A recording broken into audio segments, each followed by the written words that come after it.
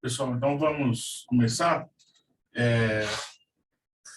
No final da aula, aos alunos da Lajung, sobrando um tempo, a gente conversa um pouco sobre o edital dos artigos.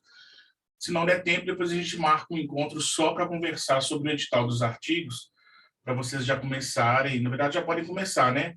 A escrever quem já definiu o tema, quem não definiu ainda, me mandar para a gente acertar esse tema aí, tá bom?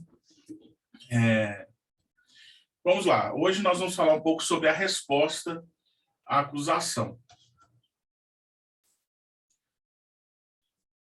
A resposta à acusação, em muitos processos, ela é ali o primeiro ato de manifestação de um advogado, principalmente se não houve um advogado ali acompanhando o inquérito policial durante a investigação.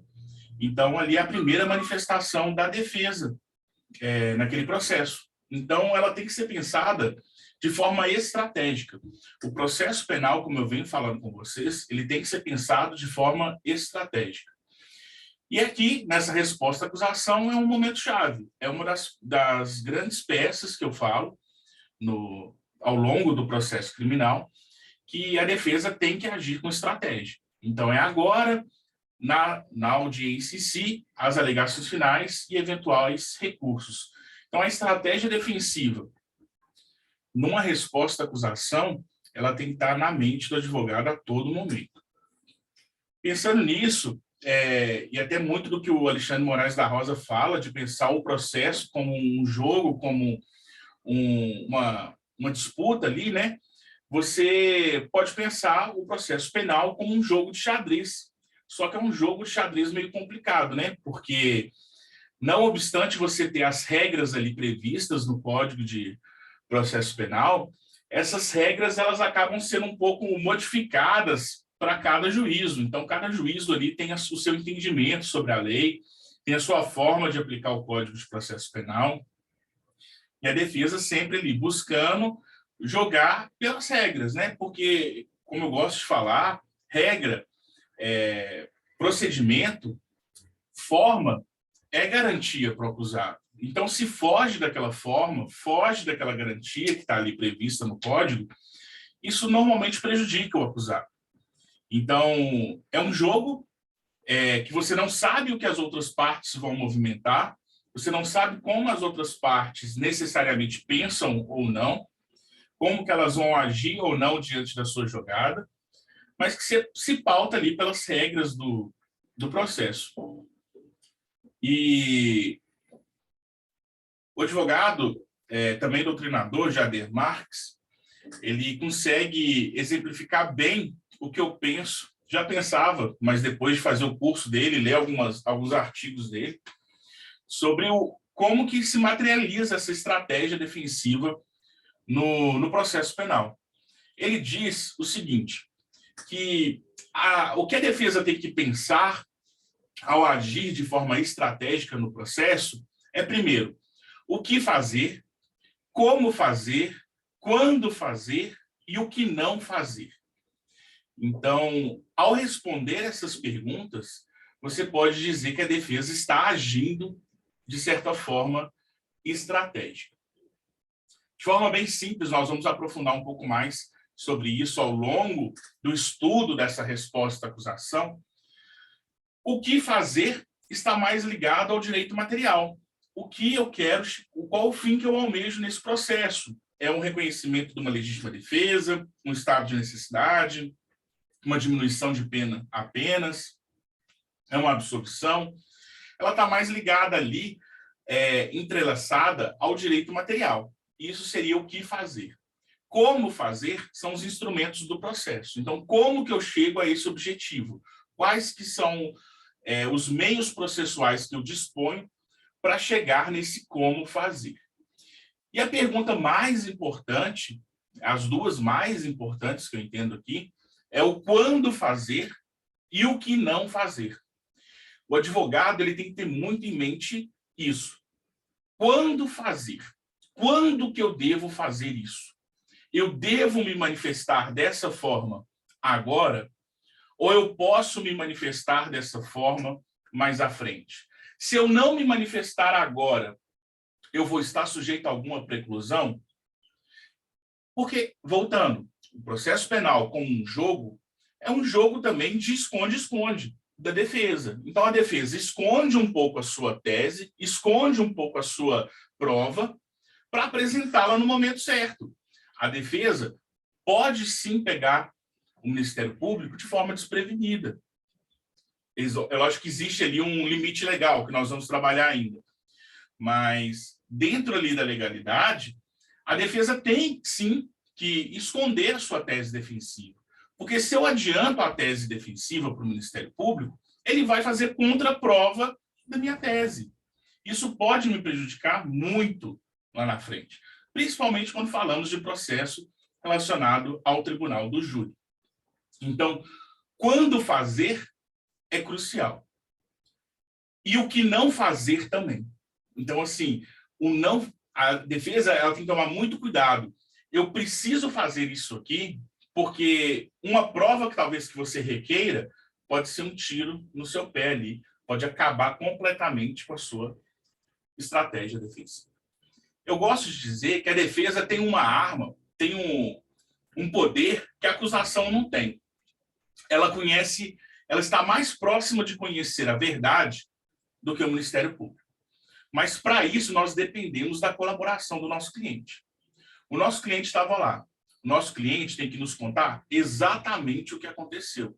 Porque, sabendo a realidade do fato, eu consigo saber qual prova eu posso pedir, qual prova que eu não devo pedir. Porque isso vai levar à condenação do meu cliente. Esse raciocínio o Ministério Público não tem. Porque o Ministério Público, ele acha que conhece a verdade. Ele conhece a verdade do processo. A defesa, por mais que ela possa, sim, ser enganada pelo cliente, ela está mais próxima da verdade, se o cliente confiar no advogado. Então, o cliente vai ser a principal pessoa que vai me falar: esse requerimento, doutor, o senhor não pode fazer, porque esse requerimento vai dar que foi eu. Imagine, o Ministério Público não pediu a filmagem de uma câmera de segurança nas imediações do crime. E a defesa chega até essa prova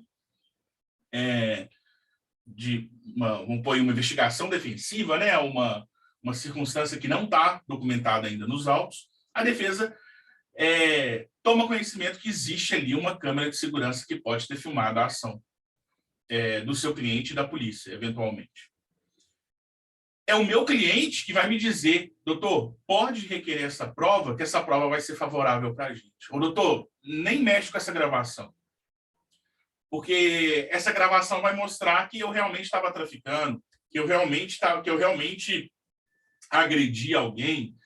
Então, assim, o seu cliente, ele vai saber te dizer qual que é a conclusão daquela prova, na maioria das vezes, se ele for sincero com você. Essa confiança é adquirida com muito trabalho. O instinto do seu cliente, ele é 2. E aí vai literalmente depender da forma do seu cliente, da criação dele, sem juízo de mérito. Ou é aquela pessoa que confessa, que é aquela pessoa que sente a necessidade de confessar, que é aquela pessoa que vai até a delegacia e confessa, enfim, porque isso alivia a consciência dele. Ou é aquela pessoa que nega para qualquer pessoa e nega o fato até mesmo para o seu próprio advogado. Então, é esses que a gente tem que ter medo. Tanto aquele que está disposto a confessar para aliviar a consciência dele, e ali ele só está facilitando o trabalho da acusação, como aquele que esconde os fatos até mesmo da sua defesa, maquiando uma narrativa fática que ele acha que está segura.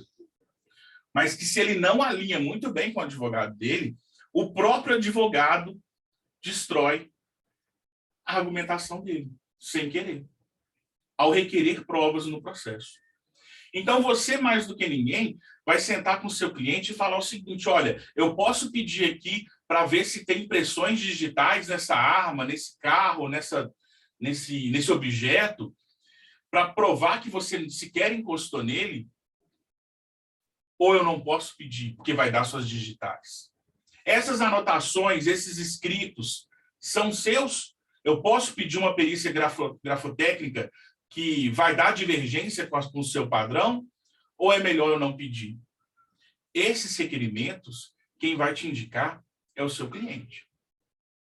É na confiança com ele que ele vai abrir para você e falar assim, doutor, nem pede essa prova.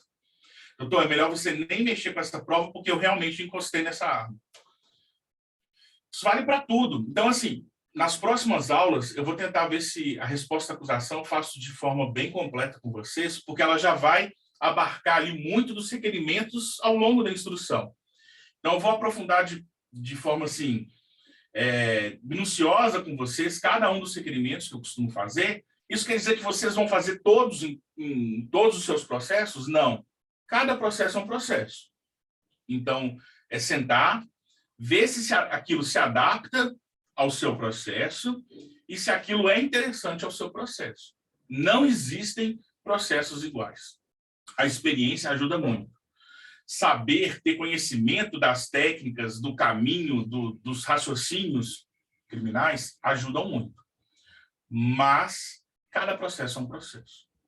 Então, o mais complicado para mim é o quando fazer e o que não fazer. Porque muitas vezes, quando eu assumo uma defesa, talvez eu não tenha ainda o que eu vou fazer com aquele caso. Talvez está tão no início que ainda não tem prova documentada e eu não tenho o que fazer com esse processo ainda. Talvez eu ainda não tenho como fazer, eu ainda não pensei em como fazer, mas eu tenho que ter em mente o que não fazer. O que não fazer é, por exemplo, uma confissão precipitada na delegacia. Nós já vimos aqui nas aulas anteriores.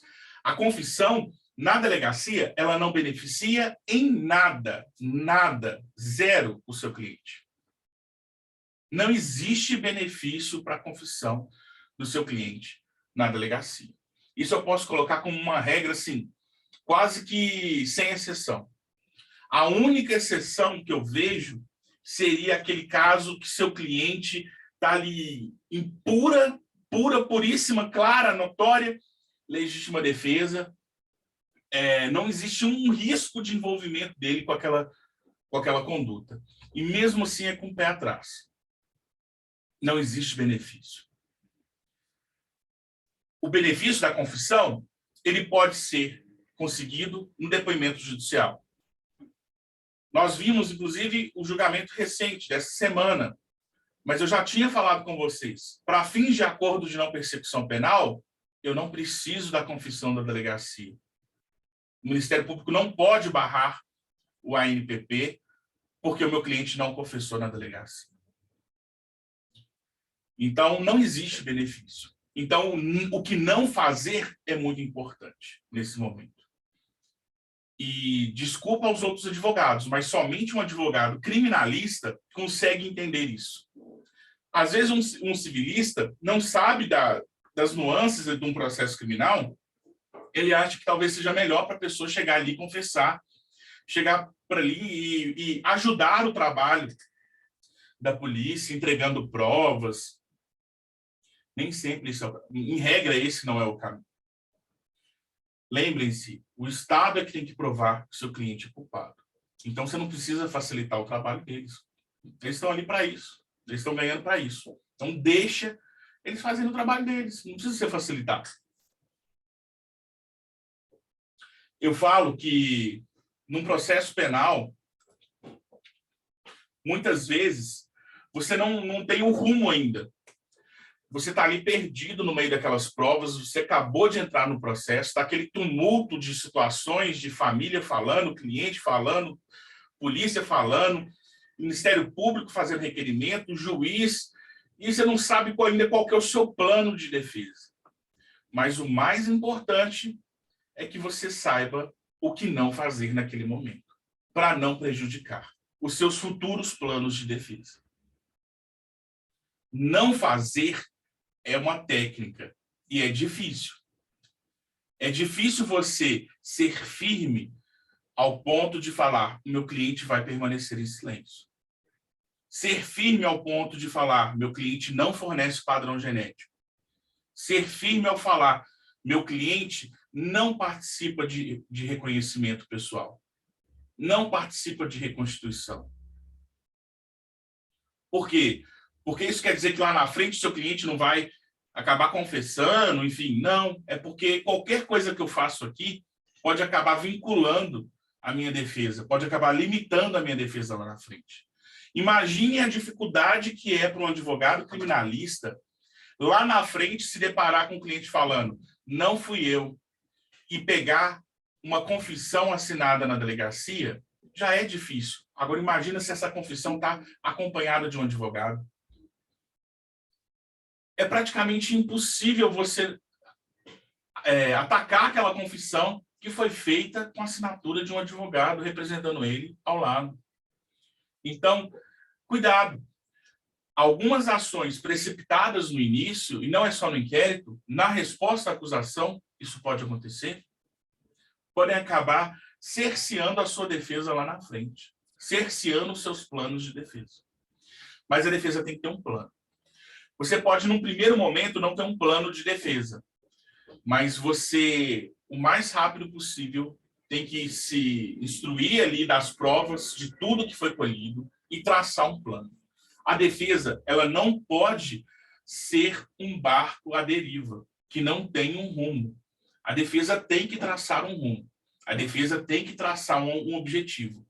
E ao traçar esse objetivo, é que você vai ver quais requerimentos te levam a esse objetivo, quais requerimentos te assessoram na argumentação e quais requerimentos você não pode fazer.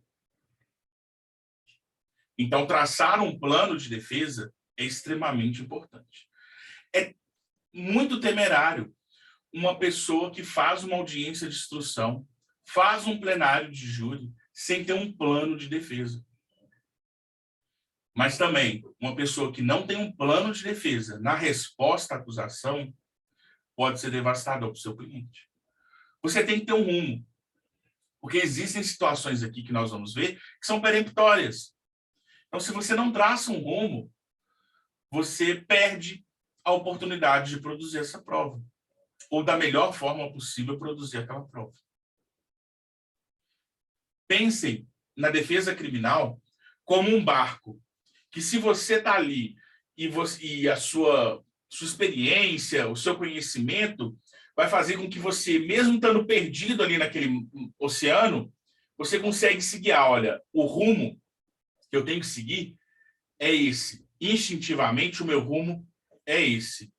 E com o tempo você vai alinhando, você vai direcionando ainda mais a sua defesa. Mas você não pode sair atirando para tudo quanto é lado. Você não pode ficar ali girando, achando que uma hora você encaixa uma tese defensiva. Porque o caminho natural para isso é uma condenação. E essa pode não ser a estratégia da defesa. Traçar esse rumo é muito importante. Esse plano de defesa é essencial. Quer dizer que ele é imutável? Não. Ao longo da instrução, às vezes até mesmo em apelação, eu posso mudar esse plano de defesa. Mas eu tenho que ter um plano de defesa. Eu tenho que ter um caminho para saber desviar dele quando for necessário. O plano B tem que estar ali. Mas eu não posso simplesmente ter 1 milhão de planos e não ter um caminho para seguir. Então, pensando nisso, nós vamos começar agora a tratar da resposta à acusação. E para começar a falar da resposta à acusação, que é essa primeira peça, né, da defesa ali do processo, eu tenho que falar para vocês um pouco sobre citação, sobre esse ato anterior válido, que é o que vai iniciar o seu prazo para fazer a resposta, para apresentar essa peça. Então, nós temos que entender sobre citação para falarmos em resposta à acusação. Então, o que nós precisamos saber sobre citação? Primeiro que nenhum acusado, ainda que ausente ou foragido, será processado ou julgado sem defensor. Então, primeira coisa é a obrigatoriedade da defesa técnica. A defesa técnica, ela é obrigatória. Mesmo nos casos que o acusado esteja ausente ou foragido. Nós vamos ver aí como que isso se distingue. A defesa realizada por defensor público ou dativo será sempre exercida através de manifestação fundamentada. Se o acusado não tiver lhe será nomeado defensor pelo juiz. Essa é a figura do defensor dativo. É o advogado particular que é nomeado pelo juiz para exercer uma função pública. Ou o defensor também pode ser um defensor público. Nas comarcas que têm defensoria pública estruturada, essa defesa normalmente é encaminhada para a defensoria pública. Lembrando, ressalvado o direito de, a todo momento, o acusado pode nomear outro defensor de sua confiança. Quer dizer que, se você está acompanhando um processo, que a defensoria pública está ali, que o advogado dativo está ali, você pode ingressar no processo a qualquer momento, porque você é o advogado da confiança do cliente. Lembrando que, por questões éticas, sempre comunique o defensor dativo que você está ingressando ali naquela demanda. Mas não existe obrigatoriedade de revogação, de subestabelecimento, porque ele foi nomeado pelo juiz. E essa nomeação fica suprimida com a mera juntada de uma procuração. Mas por questões éticas, sempre avise o defensor que está no processo anteriormente. Então, a qualquer momento, você pode ingressar no processo, se tiver um defensor nomeado. Tá? Da mesma forma que, se tiver um advogado particular, e esse advogado particular for desidioso, a jurisprudência é clara e pacífica. O juiz tem que intimar o acusado antes de nomear um defensor dativo. Lá no meio do processo, o advogado simplesmente deixa de cumprir os atos processuais ou simplesmente junta uma renúncia ao processo sem a ciência do cliente, o juiz tem que intimar o acusado para constituir novo advogado. Vocês que atuam como advogados dativos ou pretendem atuar como advogados dativos, tomem cuidado com isso. Eu já peguei muito processo que o juiz simplesmente me nomeia como advogado e eu observo o processo e não houve intimação do acusado para ver se ele quer constituir um novo procurador de forma particular. É obrigatório. Então, a primeira manifestação é: eu até aceito o encargo, mas antes eu preciso que Vossa Excelência intime o acusado para ver se ele não tem a preferência por um defensor particular. Então, observem isso quando forem atuar como dativo. Tá? Então, se o acusado não tiver defensor, vai ser nomeado um defensor pelo juiz e essa defesa pode ser substituída a qualquer momento por um defensor de confiança, ou mesmo se defender se o advogado tiver habilitação, se o acusado também tiver habilitação para se defender, né? O réu também é advogado. O acusado que não for pobre será obrigado a pagar os honorários do defensor dativo arbitrados pelo juiz. É um dispositivo que eu não vejo os defensores públicos, os defensores dativos, utilizarem. Já teve casos de eu ser nomeado defensor dativo por um acusado que tem condições de pagar. E já aconteceu de eu pedir para o juiz para que quando arbitrar os honorários, obrigue o acusado primeiramente a pagar. Como que eu posso fazer isso? Por exemplo, pedindo ao juiz para converter aquele valor que ele pagou de fiança em honorários ao defensor dativo. Ele tem condições. Trata-se de um médico, um servidor público, uma pessoa que tem condições de custear uma defesa criminal. Sendo assim, os honorários fixados, eu peço a conversão da fiança paga em honorários. No caso da fiança estar sendo liberada, né, por absolvição, alguma coisa assim. Eu já tive êxitos nesse sentido, mas eu tenho que provar que o assistido tinha condições de ter contratado. E aqui está a previsão.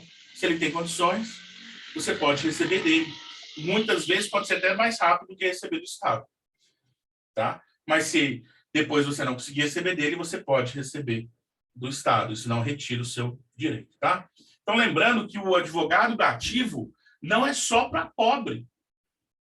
O advogado dativo é também para quem tem condições. E, às vezes, eu vejo ali no grupo de advogados muitas vezes esse questionamento, né? Ah, tem defensor, tem pessoa que não precisa do benefício da defensoria da ativa e o defensor da ativo não recusa, mesmo que aquela pessoa tenha condições. O defensor da ativo não pode recusar, porque a pessoa tem condições de pagar. Existe a previsão que, se a pessoa tem condições, o advogado ativo vai receber essa pessoa. Da mesma forma, existe a previsão de que, salvo motivo relevante, os advogados são obrigados, sob pena de multa, a prestar o seu patrocínio aos acusados, quando nomeados pelo juiz. Então, é diferente do dativo, que vai atuar na área civil. O advogado dativo da área civil pode falar o seguinte: não, essa pessoa tem condições de pagar para fazer essa ação de alimentos, para fazer esse divórcio, para fazer esse inventário, para fazer esse uso campeão, enfim, o procedimento que for. Aqui no criminal, o advogado não pode utilizar esse argumento. Então, mesmo que seja o prefeito da cidade, se ele não constitui um advogado, o juiz vai nomear um dativo para ele. Só que aí o dativo vai pedir o juiz para que essa pessoa seja obrigada a pagar os honorários, porque ela tem condições. Mas você não pode simplesmente recusar porque essa pessoa tem condições financeiras. Então, quando forem pegar um processo, se atentem a isso. A constituição do defensor independerá de instrumento de mandado se o acusado indicar por ocasião do interrogatório. Então, não precisamos da procuração nesse primeiro momento, se ele já tiver nos indicado como procurador. Então, vamos à citação. Passada essa parte do acusado e seu defensor, vamos à citação. A citação no processo penal far-se-á por mandado, quando o réu estiver no território sujeito à jurisdição do juiz, que houver ordenado.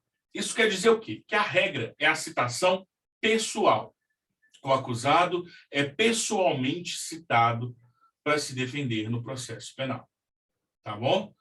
Quando o réu estiver fora do território, vai ser citado por precatória, também de forma pessoal. A citação do militar far-se-á por intermédio do respectivo chefe de serviço. Se o réu estiver preso, será pessoalmente citado também. É uma redundância, né? Porque por mandado também é pessoal, mas aqui também, se estiver preso, será pessoalmente citado. Se o réu não for encontrado, aí sim, nós chegamos à citação por edital. E aqui eu tenho uma crítica a fazer. Fala que se o réu não for encontrado, eu entendo que o juiz, antes de proceder à citação por edital, ele precisa esgotar os meios para localizar o acusado. E aí é o juiz e o Ministério Público. Tá? Eu entendo que é um cargo dos dois. Não pode sair fazendo citação por edital à torta e à direita. Até porque quem que indica o endereço do acusado? É o Ministério Público. E quem me diz que ele indicou o endereço correto? Já cansei de pegar processo que o endereço que o acusado apresenta no seu depoimento na delegacia está divergente do que está na denúncia. E o Ministério Público cisma que aquele é o endereço correto. E aí não encontra a pessoa. E aí vem citação por edital e tudo mais. E na hora que vai ver, a pessoa sempre morou naquele endereço que ele declarou no depoimento na delegacia, que estava divergente do endereço da denúncia. Então, nós vamos ver, quando eu for falar das preliminares, lá da resposta à acusação, uma das preliminares que nós podemos caminhar para arguir é a nulidade da citação. Vai, Tiago, mas eu vou arguir a nulidade da citação ali naquele momento?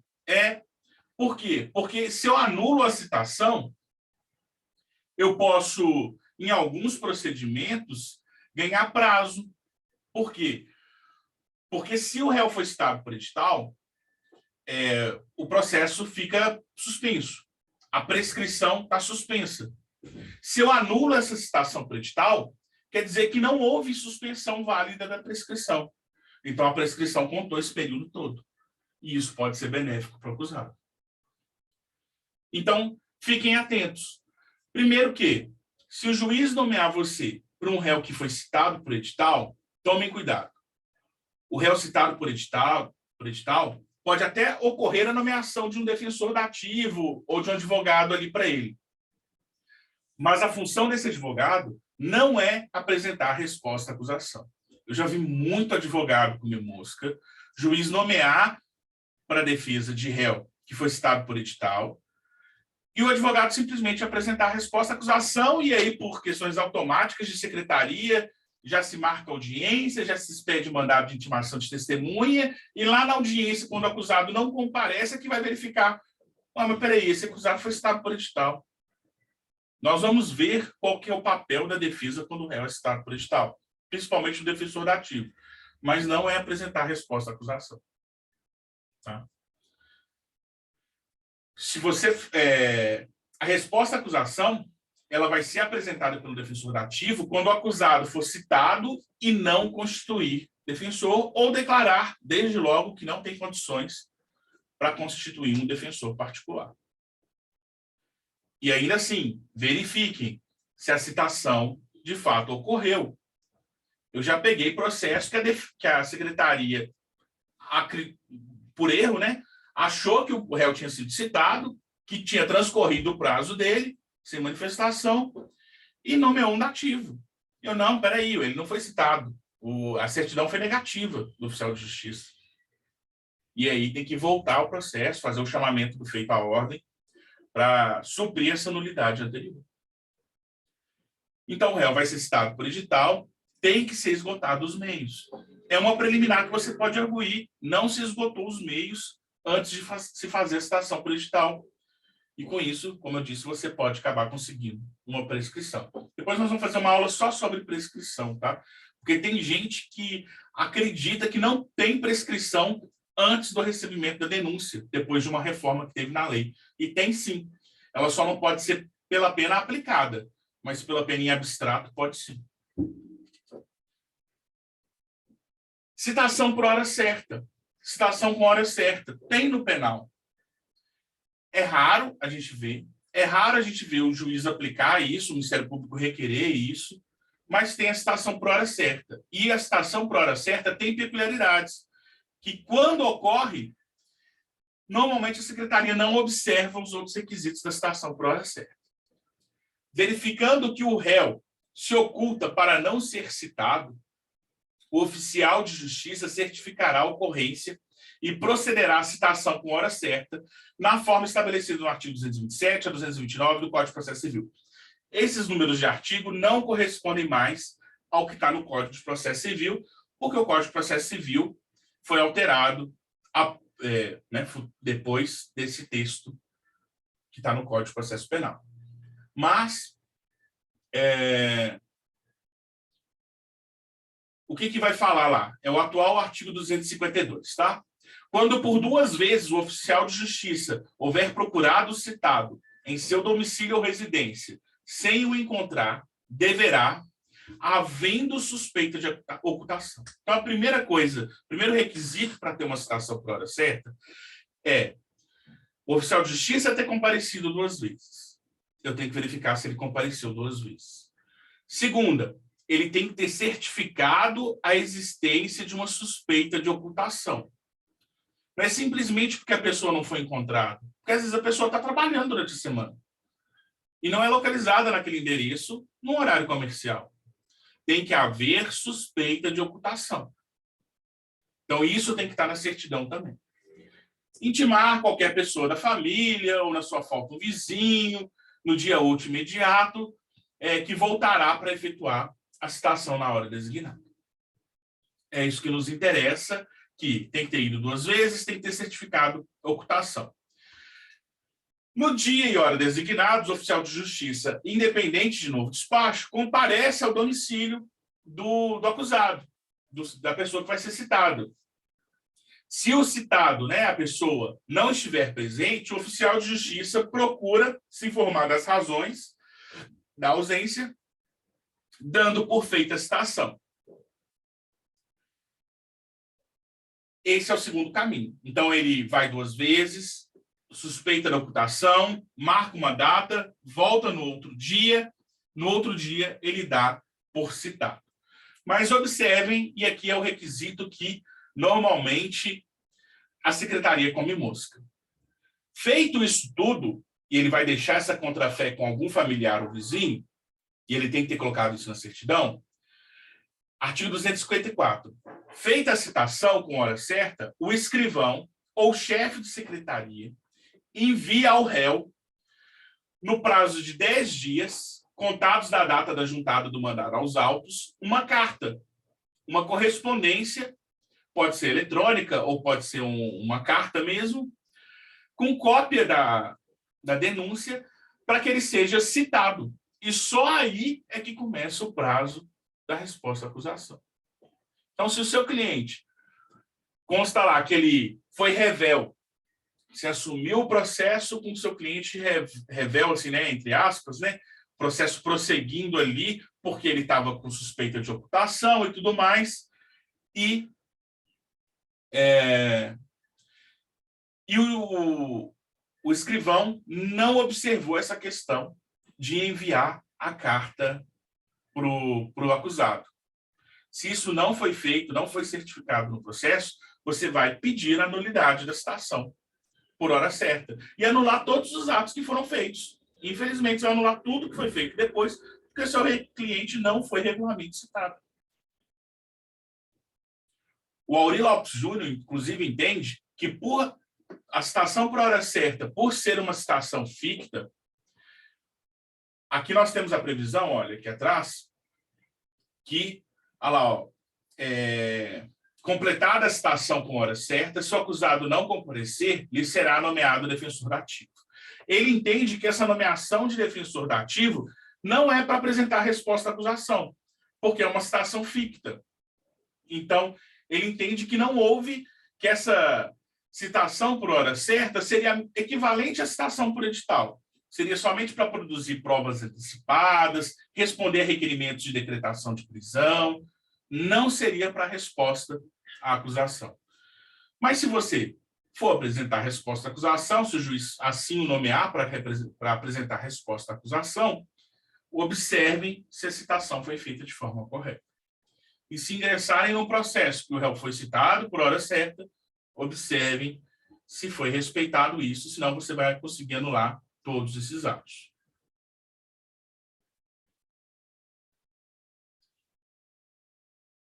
Então, ainda falando de citação, é o que eu já tinha adiantado para vocês. Se o acusado citado por edital não comparece nem constitui advogado, ficarão suspensos o processo e o curso do prazo prescricional, e, se for o caso, o juiz pode decretar a prisão, tá? Se for o caso. Então, muitas vezes, o defensor dativo, ele é nomeado nesse momento da citação por edital, após a citação por edital, para quê? Qual que é a sua função? Primeiro, observar se a citação por edital foi feita de forma correta, se esgotaram os meios para localizar o seu cliente, o seu assistido. Segundo, fazer uma ampla defesa e um contraditório ao pedido de decretação da prisão preventiva pelo Ministério Público. Mas não é para representar a resposta à acusação, tá? Tomem esse cuidado. Você é nomeado para fazer esse tipo de defesa, não para a resposta à acusação.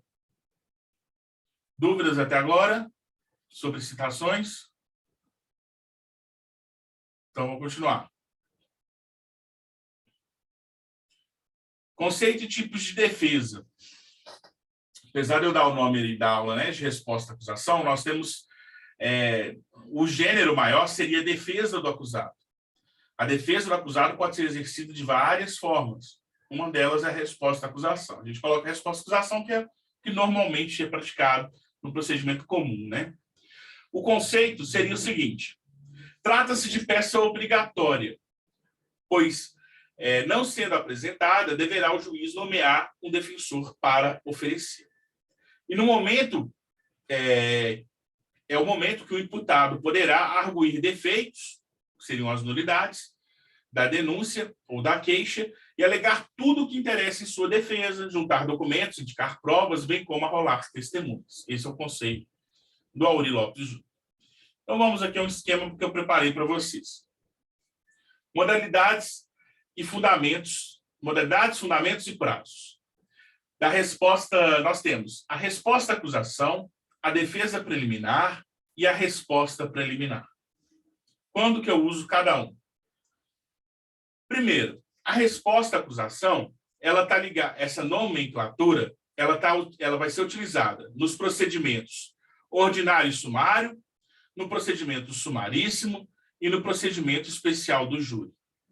A nomenclatura defesa preliminar, ela é utilizada na defesa quando se trata de lei de drogas. Antigamente, era chamada de defesa prévia. Tem gente que tem o nome até hoje na resposta à acusação de defesa prévia. Ou não sabe a diferença de resposta à acusação e de defesa preliminar. Usa como sinônimos. Tecnicamente está errado. Você vai usar resposta à acusação, procedimentos ordinário, sumário, sumaríssimo e especial do júri. Defesa preliminar, lei de drogas. Resposta preliminar quando for crime funcional de servidor público. Vamos lá. Fundamento legal. No procedimento ordinário e sumário é o 396. O prazo é de 10 dias e ela é apresentada de forma escrita. Tá? Então, resposta à acusação no procedimento ordinário e sumário, fundamento 396, prazo de 10 dias e ela é escrita. No procedimento sumaríssimo, que é aquele ali do GCRIM, né, do Juizado Especial Criminal, o fundamento é o artigo 81 da Lei 9.099 e ela vai ser em audiência de forma oral ou você pode levar por escrito. Então, tomem cuidado. Você que vai fazer audiência no GCRIM, audiência passada aquele início, né, da audiência preliminar ali de uma composição civil, uma transação penal, marcada uma audiência de instrução, é na audiência de instrução que você vai oferecer a sua resposta à acusação. Leva escrito ou vai ter que fazer oral, tá? Então, qual que é o prazo dela? Ela é em audiência. Então, não existe um prazo anterior. Depois nós vamos ter uma aula sobre GCRIM, tá? Procedimento especial do Tribunal do Júri. Aqui, observem, muito advogado esquece também de mudar o fundamento. A resposta à acusação no procedimento do júri não tem fundamento no 396. O fundamento dela é o 406. O prazo também é de 10 dias, escrito. Lembrando que quem está vindo do cível para o criminal ou advoga nas duas áreas, lembrem-se que o prazo no criminal, ele é em dias corridos, não é dias úteis. Tá? Defesa preliminar, aquela lá da lei de drogas, o fundamento dela é no artigo 55 da lei 11.343, o prazo é de 10 dias, também é de forma escrita. E a resposta preliminar, que é no crime funcional de servidor público, o fundamento dela está lá no 514, o prazo é de 15 dias, também de forma escrita. Tá? E quando que eu começo a contar esse prazo? Essa é outra diferença do processo civil, que muitos advogados que atuam lá no direito civil erram, e alguns criminalistas esquecem. O início do prazo para a defesa escrita, né, para a resposta à acusação, aí, vamos chamar assim, ela não é da juntada do mandado aos autos. Isso é lá no Código de Processo Civil. No penal, nós temos a súmula 710 do STF. No processo penal, conta-se os prazos da intimação e não da juntada dos autos do mandado ou da carta precatória ou de ordem. Então, o prazo de 10 dias vai começar a fluir ali quando o seu cliente é intimado e não da juntada do mandado no processo. Cuidado, principalmente quando for atuar de forma privada, né, como defensores particulares no processo. Não confundam isso. Já vi muito advogado ficar esperando a juntada do mandado, achando que ganhou um tempo maior para fazer a resposta à acusação. E não, é da intimação do seu cliente. E o que pode ocorrer? Quando for juntado esse mandado no processo, eles já certificam, sendo esse mandado positivo, né? Citou o seu cliente, eles já certificam que transcorreu o prazo. E aí, você não vai poder apresentar? É uma peça obrigatória. o que o juiz faz? Já manda para a Defensoria Pública, ou já nomeia um dativo. E aí? E aí que vem o problema. Vai depender da boa vontade do juiz. Porque se você vem com uma petição e de resposta à acusação e apresenta no processo, a sua petição é intempestiva. Aquele rol de testemunhas está intempestivo. Se o juiz for cri-cri, e assim, é lógico que você vai ter como anular isso depois, ele pode falar que o seu rol está intempestivo. Ou pior, se a Defensoria Pública apresenta, é preclusão consumativa. O que vai valer é a resposta à acusação da Defensoria Pública ou do defensor ativo. E aí aquela testemunha que você tinha pode não estar no rol da Defensoria ou do defensor ativo. Então, se vocês estiverem numa situação dessa, cliente procurou você, você olha o processo, já passou os 10 dias, os autos estão com a Defensoria Pública, o que você pode fazer? Vai até a Defensoria Pública, conversa com o defensor. Fala, olha, ele me procurou agora e tudo mais. Tem como você devolver os autos sem apresentar a resposta? Tem defensor que vai concordar, tem defensor que vai falar, não, eu posso incorrer em crime funcional, se eu fizer isso, eu vou apresentar a resposta à acusação. Em sanção funcional, né? Administrativa funcional. Eu vou apresentar. O que você pode conversar com ele é, então tem como você colocar essas testemunhas no seu rol, por favor?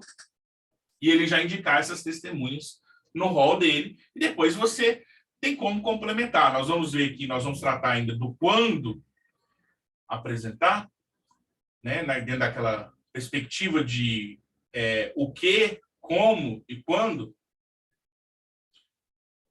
Você pode pedir para ele incluir as testemunhas que você deseja no rol que ele vai apresentar. Se não, se ele também não concordar em incluir, e se estiver nessa situação complicada,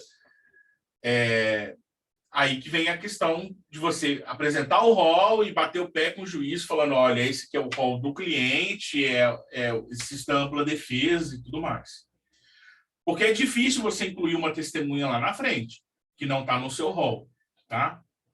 Nós vamos estudar essa parte, quando for falar das testemunhas, mas tome cuidado com isso, tá? O prazo é da intimação pessoal, não é da juntada do mandato. E observem isso. Se o prazo já foi considerado como precluso para um defensor particular, procurem o dativo ou o defensor público e informem aí que vocês vão atuar no processo, se eles podem indicar aquelas testemunhas para compor o rol da defesa, tá? Lembrando que, e muito advogado esquece disso, o 396 vai falar o seguinte, no caso de citação por edital, o prazo para a defesa começa a fluir a partir do comparecimento pessoal do acusado ou do defensor constituído. Então, se o seu cliente foi citado por edital e você vai comparecer ao processo, você vai se apresentar ao processo, e isso pode ter passado 2, 3, 4, 5, 10 anos depois, o seu prazo vai começar do momento que você comparecer no processo. Então, quer dizer que eu não preciso já juntar a procuração com a resposta à acusação. Eu posso juntar a procuração, pedir vista dos autos, porque aquele é meu primeiro dia de defesa. E aí, começa a fluir o prazo para a resposta à acusação, os 10 dias ali, tá bom? Então, defensor de réu citado por edital, lembre-se, começa a fluir do comparecimento pessoal, cumprimento de mandado de prisão, ou se ele comparecer na secretaria para ser intimado, ou do defensor constituído. Então, se você junta a procuração hoje, iniciou o seu prazo de 10 dias para apresentar a resposta à acusação. Então tá, Thiago, você falou isso tudo, mas não me respondeu muito daquelas perguntas lá do início, né? O que fazer, como fazer, quando fazer e o que não fazer. Hoje eu deixei para conversar com vocês sobre o quando fazer. É muito comum dois tipos de resposta à acusação do criminal. A primeira é aquela que eu falo que é o advogado criminalista, que ele é mais civilista do que criminalista. Ele acha que ele tem que responder todos os pontos da denúncia. Ele acha que está redigindo uma contestação, que ele tem que contestar cada um dos fatos narrados na denúncia e tem que apresentar ali todas as suas teses defensivas. Isso é um erro, tá? Não existe estratégia defensiva por trás disso. Isso é um erro.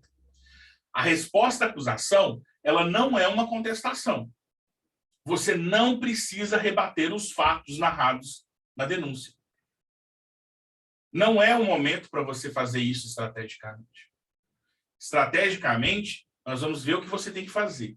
Mas não é rebater fato por fato do que foi narrado na denúncia. Não é o momento adequado. Ninguém vai ler essa parte. É o momento, talvez, de você arguir preliminares, juntar rol de testemunha, fazer requerimentos, mas não de rebater todos os fatos da denúncia. Não é uma contestação. E uma outra modalidade de resposta à acusação que a gente vê muito é aquela completamente vazia, onde o advogado simplesmente, com uma linha, muitas vezes manuscrita, né, no processo ainda físico, no verso coloca lá, em resposta à acusação, o acusado se reserva no direito de provar sua inocência no final do processo e arrola as mesmas testemunhas que a acusação. É aquela resposta à acusação fria, né? Ela não é nem morna, ela é fria, praticamente congelada. O advogado ele não está usando estrategicamente aquele momento processual. Existe um meio termo. As minhas respostas às acusações podem chegar a ter, já teve casos de ter 20 páginas. E eu não estou rebatendo um fato que foi narrado na inicial. 20 páginas só de estratégia defensiva. Só de requerimentos, argumentações, teses, preliminares, e eu não entro no mérito. Mas quando que eu devo entrar nesse mérito? Quando a sua tese for muito forte.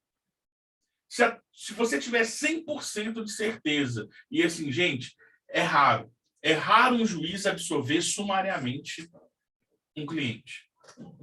É raro o juiz bater o olho na resposta à acusação e virar e falar o seguinte: é legítima defesa, estou arquivando esse processo. É muito raro. Se for procedimento, então, do tribunal do júri, é mais raro ainda. Ele bater o olho na resposta à acusação e absolver o seu cliente. Então, qual que é a estratégia de eu falar em legítima defesa nesse momento? O juiz não vai conceder. Eu já vou adiantar meu argumento para o Ministério Público. Ah, não, Tiago, mas esse não é nem o argumento que eu vou usar. Eu estou querendo enganar o Ministério Público. Mas você esquece que quem vai julgar isso são os jurados. E o promotor pode pegar isso e falar o seguinte: olha, lá na resposta à acusação, ele estava com essa linha de defesa. Agora ele está com outra. Agora ele está com outra. Isso pode enfraquecer seu argumento. Eu digo que no processo do tribunal do júri, em regra, o seu cliente vai ser pronunciado, ele vai ser submetido ao tribunal do júri. Então, produzam as provas, produzam as peças, pensando no jurado. Estrategicamente, como o jurado vai analisar esse meu argumento? Estrategicamente, como o jurado vai pensar sobre esse meu argumento? Se eu ingesso essa tese aqui, falando que a minha tese é essa, lá na frente eu quero mudar de tese, o jurado vai entender isso? Vai ser difícil eu explicar para ele? Então, volta àquela questão, é melhor eu não fazer. Então, diante disso, do quando fazer e do que é uma tese forte, o que é uma tese fraca, vamos tentar delimitar, ainda nesse restante de aula que nós temos, o quando fazer.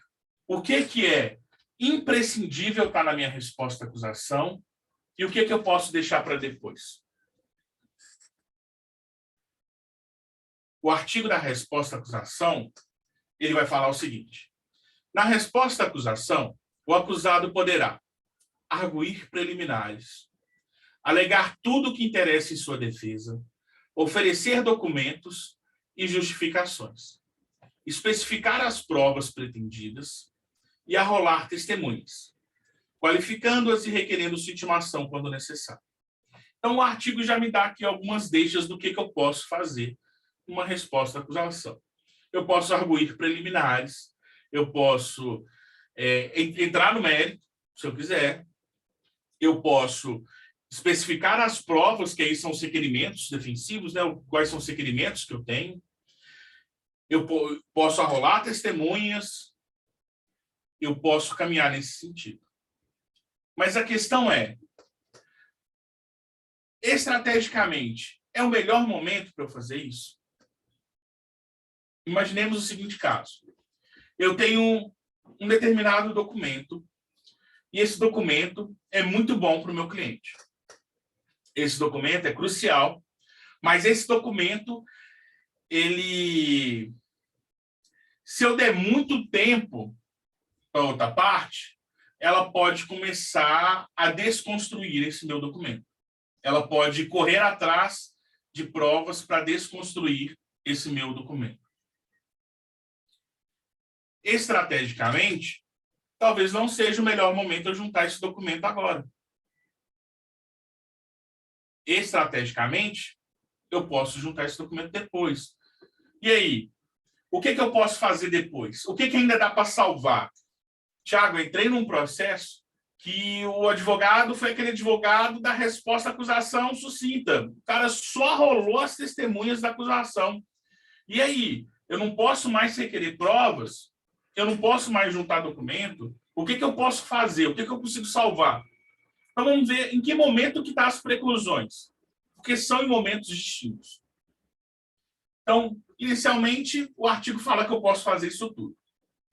Mas lá no artigo 402, eu tenho um outro artigo que vai falar o seguinte: produzidas as provas no final da audiência, o Ministério Público, o querelante, o assistente e a seguir o acusado poderão requerer diligências. Então, eu tenho dois momentos para requerer diligências. Eu tenho a resposta à acusação, mas eu também posso requerer diligências ao final da instrução. Só que observem, os requerimentos que eu posso produzir ao final da instrução, cuja necessidade se origine de circunstância ou fato apurado na instrução. Então, não guarda aquele seu requerimento que é essencial, que é importante para a defesa, para você fazer só no final da instrução, não. Faça ele desde a defesa, desde a resposta à acusação. Não guarde esse requerimento crucial para o final da instrução. Porque, primeiro, o juiz pode negar falando que esse requerimento, o fundamento dele, não se originou por uma circunstância apurada na instrução. Você já poderia ter requerido isso antes.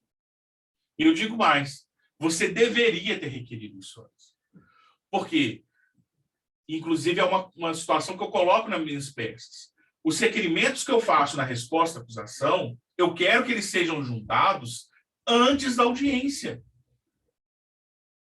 Porque eu quero confrontar a vítima, as testemunhas de acusação, as testemunhas de defesa e até mesmo o acusado com aquela prova. Então, eu preciso dessa prova já produzida para eu confrontar ela durante a prova oral. Então, tome cuidado. Por mais que exista a possibilidade de eu requerer diligências ao final da instrução, não utilizem isso como regra no procedimento comum. Tá? Porque sua diligência pode ser negada porque ela não possui relação com a instrução. E você pode estar prejudicando o seu cliente, porque imagina que vem um resultado de uma perícia e você precisava confrontar a vítima com aquela resposta da perícia. Ou aquela resposta da perícia contradiz o que o policial falou. E aí você perdeu a oportunidade de contradizer o policial frente àquela prova. Então, pensem dessa forma. Em regra, utilizar os requerimentos de produção de prova lá na resposta à acusação. Tiago, não foi feito lá, eu posso fazer depois? Pode, mas em regra, tenta fazer antes da instrução, para você utilizar eles na instrução. Em último caso, você ainda tem essa possibilidade. Você tem essa saída de fazer requerimentos após a audiência. Tá? E observem, se existiu ali alguma circunstância que gera um requerimento e você não faz nesse prazo do 402, a jurisprudência vai falar que precluiu, tá? Então, assim, não adianta quando o processo vai para as alegações finais, que você vai ler o processo, né, que você vai estudar o processo para fazer as alegações finais, você fala assim, nossa, aqui eu poderia ter requerido uma prova que não foi juntada. Nossa, aqui eu poderia ter requerido um esclarecimento que não foi feito. Nossa, eu precisava reouvir a vítima. Nossa, eu precisava fazer tal coisa. Esse momento pode ser preclusivo, dependendo do que você quer fazer. Então, tomem cuidado. Mas tem essa possibilidade.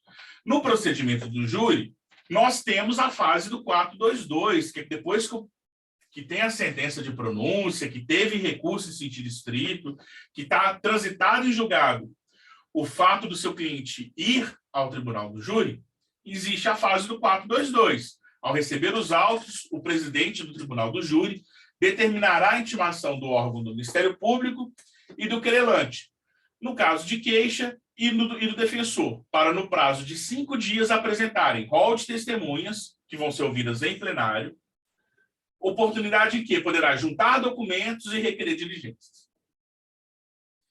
Então, no júri, eu tenho duas oportunidades para requerer diligências, assim, asseguradas pela lei. Na resposta à acusação, tem aquela na resposta à acusação e no 422. Lembrando que essa previsão que eu falei agora há pouco, de requerimentos ao final da audiência, muitos juízes passam despercebido e acabam perguntando se as partes têm algum requerimento, mesmo sendo procedimento do tribunal do júri.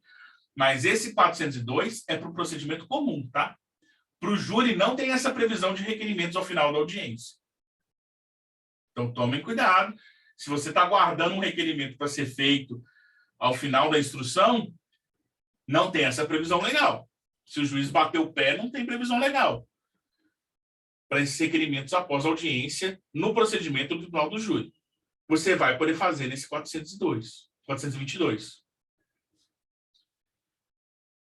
Pensem. Então, nesse momento, pode ser que seja estrategicamente melhor eu fazer esse requerimento de diligência, de produção de prova, nesse momento. Talvez o melhor seja eu fazer lá na resposta à acusação. Isso é caso a caso. Eu preciso conhecer os meus momentos de requerimento para saber, eu preciso disso agora ou eu posso fazer lá na frente? Não, eu posso fazer lá na frente. Então, essa prova eu quero esperar. Não, eu preciso fazer isso agora, senão eu não tenho outra oportunidade. Então, tome cuidado para não perder aquele momento. No júri, você tem outra oportunidade de requerer provas. Documentos. Salvo nos casos expressos em lei, as partes poderão apresentar documentos em qualquer fase do processo. Tem gente que fala que até a sentença, né? E não é. Os documentos podem ser juntados em qualquer fase do processo. Quer dizer que eu posso juntar documento em apelação? Pode. Você pode juntar documento em apelação. Em qualquer fase do processo. Tá? Então, um documento, já que não tem prazo para eu juntar, eu posso juntar a qualquer momento. Então, estrategicamente, talvez o melhor é eu apresentar esse documento após a instrução. Ou, a depender da instrução, eu junto esse documento? Lembrando que sempre vai ser dado vista a outra parte, né? Então, se você junta esse documento nas suas alegações finais, vai ser dado vista ao Ministério Público sobre esse documento. E aí você vai poder falar novamente, tudo mais, mas, estrategicamente, o que seria interessante? Você juntar esse documento após a audiência de instrução, talvez. O Ministério Público não vai poder confrontar as testemunhas sobre aquele documento. Você apresentou ele antes das alegações finais do Ministério Público, então ele vai poder analisar esse documento nas alegações finais dele e você vai poder utilizar aquilo como prova. Ah, Thiago, mas o cliente só me aparece com esse documento agora, nas alegações finais. Junta. Você pode juntar. Documento você pode juntar em qualquer fase do processo. Vamos lá. Documentos, então, pensando na resposta à acusação. Eu já tenho que juntar eles na resposta à acusação? Não, não é obrigatório. Então, para que eu vou deixar a família doida correndo atrás de documento se eu posso juntar esses documentos depois? Eu posso dar um prazo maior para eles. Eu posso esperar para juntar esse documento. Então, pensem dessa forma. Isso é analisar estrategicamente o quando. Tá? Então, documento em qualquer fase do processo. Lembrando que, se for júri, aí nós temos uma regra, que é os documentos que vão ser lidos e apresentados em plenário, eles têm que ser juntados com uma antecedência. 3 dias úteis, tem que juntar esse documento e ter dado tempo da outra parte ter ciência dele 3 dias úteis antes da audiência. Tá? No julgamento aí da Boate Kiss, nós tivemos até o desembargador questionando, né, o fato de só 3 dias, sendo que no processo civil, qualquer documento novo, a parte tem de 10 a 15 dias ou 15 dias e ainda pode prorrogar esse prazo para se manifestar. Ele questiona, lá teríamos um direito de defesa maior do que no júri, que é só 3 dias. Mas, então, o documento eu tenho essa limitação, então. Quando for júri, eu preciso juntar ali tantos dias antes da véspera do julgamento. Tá? Mas fora isso, talvez seja o momento de eu esperar, de eu apresentar depois, antes. Já teve casos de eu apresentar a prova, esperar, fazer as perguntas para a testemunha e juntar a prova justamente depois, porque já não teria como contradizer aquilo que foi dito, né? A testemunha teria que ir lá e se retratar, enfim. É aquela questão, é o jogo de xadrez. Você pegar desprevenido, você adiantar uma jogada, você segurar uma jogada. O importante é que saibamos até que momento nós podemos fazer essa jogada. Então, documentos em qualquer fase do processo. Se eu preciso daquele documento antes da instrução, antes da instrução. Se eu não preciso daquele documento na instrução e talvez não seja interessante aquele documento na instrução, junto depois da instrução. Interrogatório. O interrogatório, nós temos uma previsão. A todo tempo, o juiz poderá proceder novo interrogatório. Então, Thiago, já passou o interrogatório do réu. Está em alegações finais. Só que aconteceu enfim, né, uma questão de estratégia defensiva, o meu cliente não falou tal fato, e eu queria o benefício da confissão, só que eu entendo ali que houve uma falha, um fato não foi muito bem esclarecido, talvez. Revendo o julgamento ali, eu vi que tal fato não foi muito bem esclarecido. Existe essa possibilidade de pedir um novo interrogatório. Mas não conte com ela, porque, em regra, a jurisprudência vai falar que você tem que ter um fundamento. O pedido tem que ser fundamentado. Então, não é simplesmente porque eu quero. Mas, em alguns casos, é importante eu saber que eu tenho a possibilidade de interrogar de novo. Quando que eu utilizo isso? Vamos lá. Tem uma audiência, expediu carta precatória. As cartas precatórias são importantes para a defesa, ou seja, é uma oitiva de uma vítima, uma testemunha da acusação muito forte, e o juiz tem aquele entendimento de que carta precatória não suspende, não interrompe a instrução e, mesmo tendo carta precatória expedida, eu vou interrogar o seu cliente hoje. Excelência, mas eu não sei o que a vítima vai falar, a vítima vai ser ouvida por carta precatória e ainda marcou audiência para daqui a um mês. Não, mas eu vou ouvir seu cliente hoje. Então tá, então, nesse interrogatório, o meu cliente vai ficar em silêncio. Voltou a carta precatória, eu peço um novo interrogatório, porque agora eu tenho acesso à prova.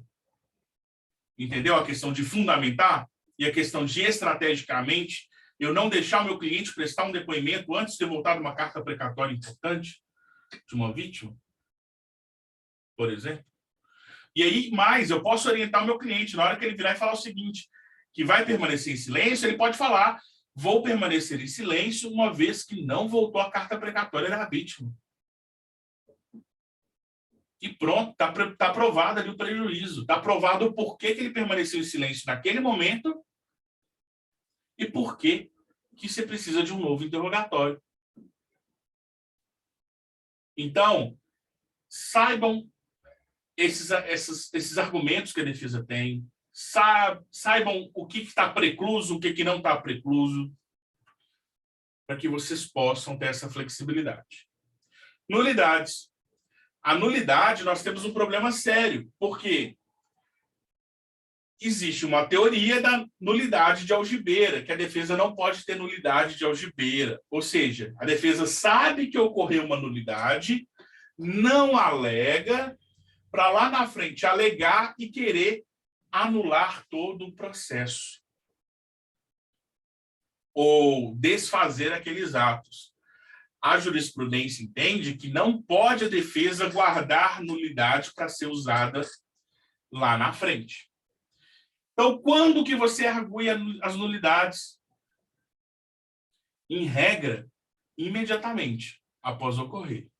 Nós temos ali a previsão do Tribunal do Júri, que as nulidades ocorridas posteriores à pronúncia vão ser alegadas no início do julgamento, e tomem cuidado, porque isso é preclusivo. Se você não arguir nesse momento no júri, você não pode arguir depois. E as nulidades ocorridas em audiência, vocês têm que alegar em elas logo após ela ocorra. Então, tipo, se você entende que é uma nulidade, o juiz fazer pergunta direta para as testemunhas, você tem que arguir ali naquele momento. Excelência, o sistema de exame cruzado da prova, Vossa Excelência não pode fazer perguntas diretas, a palavra tem que ser passada ao Ministério Público, à defesa, e, por último, Vossa Excelência faz os esclarecimentos. Não, entendo que eu posso fazer pergunta direta. Ok, a defesa, então, só quer que fique registrado em ata o seu pleito de nulidade quanto a esse ato. Ponto. Aleguei naquele momento. Tá bom? Tiago, Diga. licença, deixa eu relatar até algo que aconteceu comigo recentemente. Claro. Fui fazer uma audiência e o juiz começou a inquirir a vítima. E o que aconteceu? Ele não qualificou a vítima, e ele já começou fazendo pergunta direta, e a testemunha era filha dessa vítima. Nayara, peraí, só um minuto. Nayara, seu microfone ativou aí. Vou ativar o mudo, depois você fala. Pode falar. Sim. E aí, como o Ministério Público tinha rolado esse filho que era testemunha para ser ouvido em audiência, eu também pedi na resposta à acusação para ouvir, porque caso o Ministério Público desistisse, eu queria fazer o quê? Como ele deu o testemunho em sede de delegacia, eu queria desacreditar o testemunho dele, né? Só que aconteceu, o juiz não qualificou ele, e aí eu fui arguir que ele tinha que ter qualificado, ele abriu até um termo para colocar lá no termo de audiência, né? Que eu não havia contraditado a testemunha, que por causa disso ele ia ouvir aquela testemunha, né? Como testemunha, e não acolheu a minha contradita. Uhum. E aí, no momento que eu levantei essa questão, até o representante do Ministério Público falou assim, doutora, mas ele está qualificado nos autos. Então, assim, até colocou que isso foi incongruente da minha parte de ter rolado a testemunha da acusação e querer contraditar ela em audiência. Eu fiquei um pouco confusa em relação a isso, porque se caso ele não ouvisse a testemunha, não teria como, por exemplo, eu desacreditar, né, o testemunho que ele deu em sede de delegacia, né, a declaração dele. Uhum. E aí eu me senti assim, super mal, né? Eu me senti meio que coagida.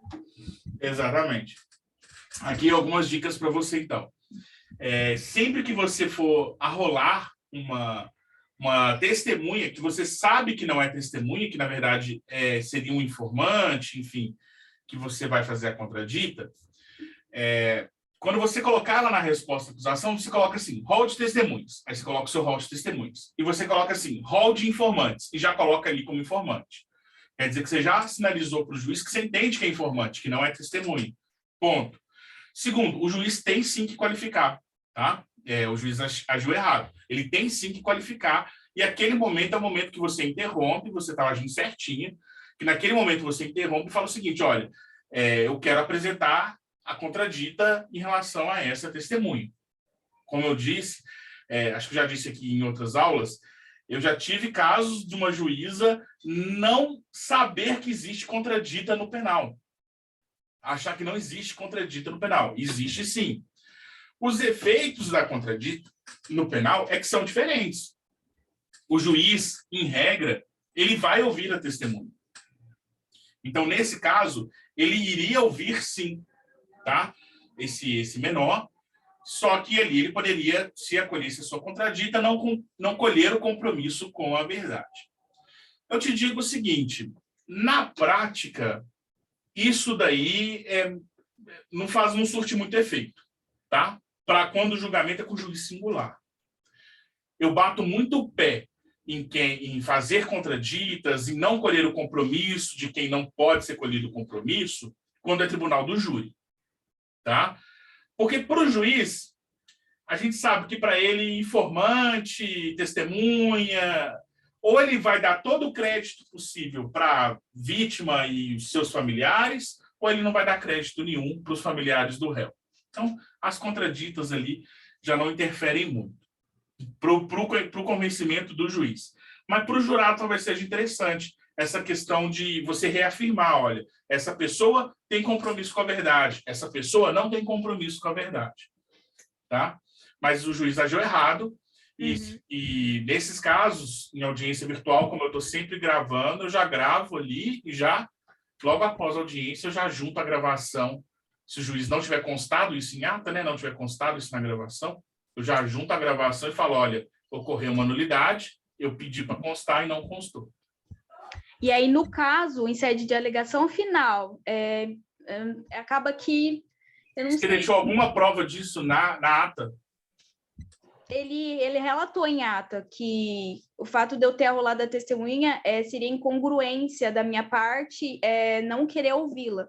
Mas não que eu não queria ouvi-la, eu queria só que ele não tivesse prestado o compromisso de testemunha, porque era filho da vítima. Exatamente. Ele não entendeu a contradita no criminal. A contradita no criminal não é para excluir a testemunha, é para não ser colhido o compromisso. Exato. E aí, pelo fato de eu ter levantado essa questão, ele falou assim, não, então a partir desse momento eu vou compromissar como testemunha. Uhum. Aí eu estava pensando em até colocar isso em sede de alegação final, porque assim, a testemunha, né, o filho, não presenciou os fatos. O pai, que era a vítima, que contou para ele, e aí ele foi dar um testemunho na delegacia, mas ele nem presenciou os fatos, entendeu? Aí existem técnicas de você conseguir extrair isso da testemunha para mostrar que o depoimento dela não tem credibilidade, que ela não presenciou os fatos, que ela está narrando o que outra pessoa disse. É aquela testemunha de ouvir dizer. Uhum. Entendeu? Mas aí você aborda isso com uma técnica de perguntas. Entendeu? Com uma técnica de perguntas, você começa a questionar ela e ela não vai saber detalhes, porque tudo que foi contado foi repassado por outra pessoa. Entendi. Muito obrigada. De nada. Nayara, você chegou a tirar um mudo aí? Você quer perguntar ou foi só um erro aí? Foi sem querer, Thiago. Desculpa. Ah, não. Tranquilo. Então, vamos continuar. Sobre nulidades. Nulidades, então, em audiência, logo após elas ocorrerem, né? Assim, naquele momento que elas estão ocorrendo, e no júri aí nós temos essa ressalva aí de ser antes logo após o pregão, né? Lá no júri. Fora isso, as nulidades, elas têm que ser arguídas naquele momento que elas ocorrem. E ali nós temos a diferença de nulidade absoluta, de nulidade relativa, mas que para a jurisprudência, basicamente, tudo é muito relativo. Então, estrategicamente, pessoal, qual que é a minha sugestão? Arguam as nulidades assim que elas ocorram. Arguam as nulidades na primeira oportunidade de fala da defesa após elas ocorrerem. Voltando à pergunta geral, que é quando? Na resposta à acusação, nós vamos arguir nulidades? Vamos. Vamos arguir as nulidades do inquérito. Ah, Tiago, mas as nulidades do inquérito não contaminam o processo. Ok. Mas as nulidades do inquérito podem ocasionar a nulidade da prova. E a nulidade da prova pode causar o enfraquecimento dessa prova da acusação.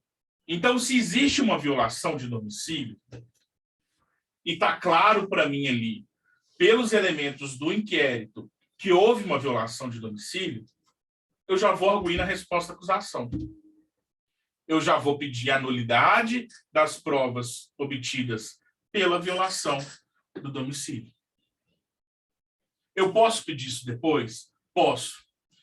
Mas a gente percebe, lendo jurisprudências, lendo os julgados e acompanhando os julgados, principalmente do STJ, que quando a defesa pede desde a resposta à acusação aquilo, e o juiz não acolhe, vira um argumento de autoridade para a defesa. O desembargador normalmente fala assim, a defesa, desde o primeiro momento, falou da nulidade dessa prova. A defesa pontuou desde a resposta à acusação sobre a nulidade dessa prova. Vira um argumento de autoridade. A defesa, desde o primeiro momento, alegou a nulidade desse interrogatório. Então, guardem, quando eu pensar em quando nulidades ocorridas no inquérito, eu vou alegar na resposta à acusação. Quer dizer que eu não posso fazer depois? Pode. Mas tenta arguir na resposta à acusação. Porque você ganha esse argumento de autoridade. Você pontuou ali, naquele primeiro momento, que aquela prova era nula. Que a busca pessoal não tinha fundada suspeita. Que a violação do domicílio, a entrada no domicílio com consentimento do morador, alegado pelos policiais, não foi filmada. Que já houve uma quebra da cadeia de custódia da prova. Aleguem desde a resposta à acusação. E aqui vai uma dica. Estrategicamente, é importante você conhecer o julgador. Eu sei que aquele processo caiu naquela vara e tem aquele juiz. Mas eu não sei para qual câmara criminal no tribunal aquele processo vai. Eu não sei qual que é o ministro do STJ que vai julgar esse processo, se chegar o processo até lá. O que eu faço? Eu arguo as preliminares. O juiz nega uma preliminar minha, que eu arguí na resposta à acusação. Eu não espero a instrução para alegar ela de novo em alegações finais. Eu já subo com um habeas corpus para o tribunal. Com isso, eu já tornei preventa uma Câmara e um relator. Negaram esse meu habeas corpus, eu já subo para o STJ com esse fundamento. Então, eu já sei, antes da instrução começar, qual que é a Câmara do Tribunal de Justiça que vai julgar. Qual que é o ministro do STJ que vai julgar. E eu já vou trabalhar a minha instrução sabendo. Eu sei quem vai julgar. Eu conheço o entendimento desse julgador. Então, eu vou produzir a prova como se aquele ministro, o ministro Schietti, por exemplo, que fosse o juiz dessa causa. Porque eu sei que aqui na minha comarca o juiz é mão de ferro, o juiz é casca dura, o juiz nunca que vai acolher essa minha preliminar de violação de domicílio. Mas eu sei que o ministro Rogério Schietti, ele dá essa nulidade. Então, eu vou começar a inquirir os policiais como se o juiz da causa fosse aquele ministro. Porque eu vou subir com esse processo até o ministro. Então, eu começo a plantar ali a semente do meu recurso especial, do meu recurso extraordinário. E isso, se eu não levar e não anular por habeas corpus. E quem atua como defensor dativo, gente? Se você faz um habeas corpus, você pede os honorários pelo habeas corpus. Você argui 5 nulidades. Violação de domicílio, busca pessoal sem fundada suspeita, quebra de cadeia de custódia, inépcia da denúncia, decisão de recebimento da denúncia que não foi fundamentada. Nós vamos ver cada uma dessas possibilidades nas próximas aulas. O juiz negou a 5. Eu subo com um habeas corpus para cada um. É meu direito. Eu subo com um habeas corpus para cada nulidade negada. São 5 honorários que eu vou receber. Então, essa preguiça de defensor dativo de eu recebo pouco, trabalha mais, que aí você vai receber mais. O meu habeas corpus de negou prova, fiz um requerimento, o juiz negou aquela produção daquela prova, o meu habeas corpus já está pronto. O fundamento já está pronto. Eu basicamente mudo ali o fato e a prova que foi negada. E vou subir com a prova, vou subir com o habeas corpus. Entendeu? Seja para conhecer o julgador, seja para anular aquela prova. Por quê? Pessoal, nulidades é uma situação seguinte. O tribunal tem preguiça. O tribunal não vai anular processo. Fora da Boate Kiss aí, que foi uma vitória para a defesa, o tribunal não vai anular processo. Se o tribunal, essa nulidade que você falou agora, dificilmente o tribunal vai anular essa instrução, porque o juiz fez isso. Entendeu? Mas, se você já faz um habeas corpus e pede para anular aquele ato, sua chance aumenta. Entendeu? Então, se o recebimento da denúncia, houve nulidade no recebimento da denúncia, porque o recebimento não foi fundamentado, o tribunal não vai anular isso em apelação, não. Eles falam que está até preclusa já a matéria. Agora, se você sobe com habeas corpus, é mais fácil o tribunal anular. A instrução nem começou, então não teve nem prejuízo para o andamento processual. Então, utilizem o habeas corpus de maneira estratégica. Então, muitas vezes, o meu quando alegar, ele é pautado da seguinte forma: eu vou alegar tudo agora, de nulidades, né? Estamos falando de nulidades agora. Eu vou alegar as nulidades todas do inquérito agora. O juiz vai negar, porque é o padrão do juiz, que eu trabalho, que eu já estou acostumado, mas eu vou subindo para o tribunal. Se nessas subidas do tribunal de habeas corpus, eu conseguir excluir uma prova, já me adianta muito na instrução. Se tem ali denúncia de 3, 4 crimes, e você fala o seguinte: em relação a esse, é atípico, notoriamente atípico, eu já subo com habeas corpus, porque aí me facilita na instrução se o tribunal já tiver falado, em relação a esse crime aqui é fato atípico. Ou em relação a esse crime, está inépita a denúncia, não descreve o fato. Gente, dá trabalho, mas dá trabalho uma vez. Uma vez que você desenvolve os seus modelos, depois é fácil. Você só vai adaptando. O fundamento é o mesmo. Você tem que adaptar àquele seu caso. Então, vamos pegar lá. Habeas corpus porque o juiz não fundamentou o recebimento da denúncia. O fundamento do habeas corpus é o mesmo.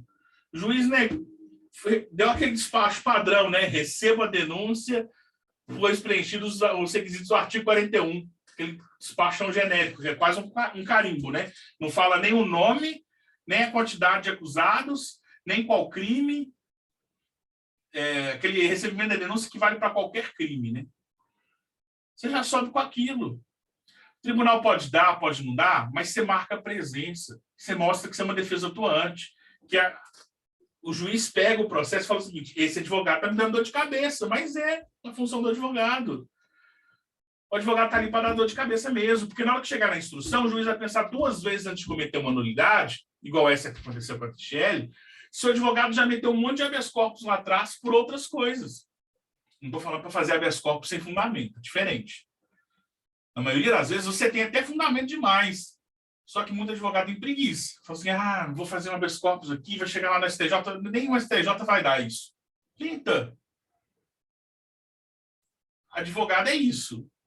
Se você tem medo de tentar, medo de insistir, você está na profissão errada. Principalmente no advogado criminalista. Como diz o não, nós já temos. Então é insistir, é correr atrás. E tem vitórias sim. Já teve muitos casos de juiz falar, não, eu vou para o tribunal fala, é sim. E pronto. Você toma mais não do que sim? Ocorre. Mas quando você toma um sim, é tão bom. Quando você tem um pedido acolhido, é tão bom. Então, assim, nulidades ocorridas no inquérito já manifestem na resposta à acusação. Tá? E subam com esses habeas corpus. Continuando aqui, quando das coisas. Voltando aqui, ó. Existe uma previsão ainda. Nos julgamentos das apelações, poderá o tribunal, Câmara ou turma proceder a novo interrogatório do acusado, reinquirir testemunhas ou determinar outras diligências lá na apelação. Tiago, isso aí, eu nunca ouvi falar disso, mas está no código. Tiago, mas isso é muito raro. É raro, mas acontece. E talvez é aquele negócio. Se você pede lá e o desembargador nega, já vi casos de desembargador negar falando que não tem fundamento legal. Aí é dito e feito. Você sobe com habeas corpus, o STJ vai falar, fundamento legal tem. Então reaprecia o mérito. Nisso, gente, que vem a estratégia defensiva para ganhar tempo, para anular processo. Às vezes, a função da defesa é ganhar tempo Eu já tive casos de cliente em estado terminal, que a família falou o seguinte, doutor, atrasa esse processo o máximo que você puder atrasar, porque a gente só não quer que meu pai morra na cadeia. Ele já está quase morrendo, mas só não quero que morra na cadeia. E aí você entra com recurso especial, você entra com agravo, você mete um habeas corpus, e é isso. Se existe previsão legal, a defesa pode atuar. O que não dá é para a defesa inventar argumento e inventar prova. Se está lá, e às vezes é a sua salvação. Imagina você foi contratado após sentença penal proferida, reazões de apelação já feitas, você analisa o processo e vê assim, contradição gigantesca do relato da vítima, ou então deixaram de fazer uma pergunta muito importante para a vítima. Você prova ali, olha, não fizeram essa pergunta, e essa pergunta é crucial, até mesmo para saber qual que é a tipificação correta. Ou, olha só, não fizeram esse requerimento de diligência, e esse requerimento de diligência, se for bem sucedido, a defesa pode ser bem sucedida aqui numa causa de diminuição. Então, faça esse requerimento. Saibam que existe essa possibilidade. Então, vamos lá. Voltando. Em regra, o que é preclusivo na resposta à acusação? Rol de testemunhas. Rol de testemunhas é uma situação que o advogado tem que tomar cuidado. Porque, em regra, é difícil demais você incluir uma testemunha no procedimento comum que não constou do rol da resposta à acusação. Juntar documento. Posso juntar depois. Requerer diligências, pode ser depois. Em regra, tenta pedir na resposta à acusação, mas pode ser depois? Pode ser depois. Interrogatório, passou o interrogatório, posso pedir de novo? Pode pedir de novo, mas você vai ter que ter fundamento. Mas na resposta à acusação, muito cuidado com o rol de testemunhas. Tá? Então, muito cuidado com o rol de testemunhas. Preliminares a gente consegue arguir depois. Diligências a gente pode requerer depois.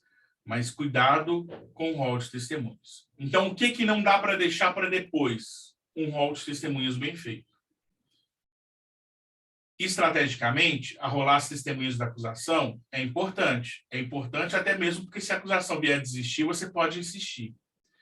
Mas se o seu cliente tem testemunhas do fato, correr atrás, ver o que essa testemunha sabe, pegar a qualificação correta dessa testemunha para indicar no processo. Tá? Talvez isso é mais importante, você concentrar a família em buscar um rol de testemunhas bem feito, do que você ficar ali, nesse momento, pedindo à família, eu quero declaração de que ele é um autônomo, eu quero uma declaração de escolaridade para, enfim, o réu está solto, mas você está ali demandando documentos da família que você pode juntar depois, que estrategicamente não faz diferença você juntar agora ou 5 dias antes da audiência de instrução. Então, saber o quando é muito importante. E, principalmente, na resposta à acusação, saber qual tese que eu arguo agora, qual tese que eu vou ter que guardar. Saber que as nulidades é interessante eu já arguir agora. Justamente para não vir argumentos para mim, contra mim, de preclusão, de nulidade relativa, de nulidade de algibeira, eu enfraquecer os argumentos contrários a mim. Em contrapartida, eu reforçar a defesa arguiu a nulidade dessa prova desde o primeiro momento. A defesa sustentou isso desde o primeiro momento. A defesa apontou a quebra da cadeia de custódia desde o primeiro momento. Seja para o julgamento do juiz singular, seja para o tribunal, seja para o STJ, seja para os jurados, é o saber estrategicamente por que eu estou fazendo esse requerimento agora, por que eu não posso fazer ele depois e qual que é o meu ganho de argumento de estar fazendo ele agora. Então, assim, não façam aquela resposta à acusação de 2 linhas, rebata os argumentos depois e junta mesmo rol da acusação. Isso mostra que você não está tendo cuidado com o seu cliente. Infelizmente, é isso. Depois eu vou mostrar para vocês, próximas aulas, deixa eu explicar melhor os outros conteúdos. Depois, no final, eu trago alguns modelos de resposta à acusação meu, para vocês darem uma olhada, como que eu faço essa questão das teses, dos argumentos, mas dá para arguir muita coisa em resposta à acusação, sabe? Só não pode ficar querendo arguir coisa errada. Querer sustentar legítima defesa em resposta à acusação, sabe? Você está ali gastando argumento, o juiz não vai dar, você está adiantando a sua tese, isso não é útil. Então, quando é legítima defesa, guarda para falar em alegações finais. Ou se é do júri, é muito difícil o juiz absolver sumariamente o seu cliente que cometeu um crime contra a vida por legítima defesa. Em regra, ele vai mandar para o júri. Então, assim, estrategicamente, você tem que pensar onde que você coloca os argumentos. Eu vejo advogados na resposta à acusação colocando que a denúncia deve ser rejeitada porque não foi o meu cliente que praticou o fato. Tá bom, a sua tese pode até ser negativa de autoria ou negativa de materialidade, esse crime nem ocorreu, mas não vai ser nesse momento que o juiz vai fazer isso. O juiz vai instruir esse processo. Tá? Então, argua o que realmente tem fundamento, o que você vai conseguir já levar para o tribunal e já ir trabalhando. A audiência marcou para 2023. Esse processo eu vou largar de lado? Não, já começa a subir aquele tanto de habeas corpus. E vocês que são advogados ativos sabem, aí cada habeas corpus aí é honorários, enfim, e aí vai indo. E aí, às vezes, quando chega lá na frente, em 2023, para fazer essa audiência, eu já consegui uma nulidade de uma prova, eu já tirei um crime, e já caminhei nesse sentido. Pelo menos você já traçou um rumo, você já sabe quem que é o desembargador, quem que é o ministro que vai julgar o seu caso. Tá bom? Pessoal, é só a parte de introdução sobre resposta à acusação. Nós ainda vamos, na próxima aula, falar sobre as preliminares, quais são as principais preliminares, quais são os principais requerimentos e as peculiaridades do rol de testemunhas. Tá? Então, pode se gastar mais uma aula, mais outra aula, não sei, vai depender do ritmo que a gente for trabalhar. Vai ter aula semana que vem, porque no dia 27 eu tenho compromisso da OAB, então, próximo sábado tem aula, a gente continua com resposta à acusação, e aí a gente já vai para as preliminares. Tá bom? E é isso. Se tiverem mais alguma dúvida, a gente esclarece agora. Se não, a gente fala um pouquinho dos artigos para os alunos da Laju. Dúvidas? Sem dúvidas. Sandra? Thiago. Diga. Sem dúvidas. Sem dúvida.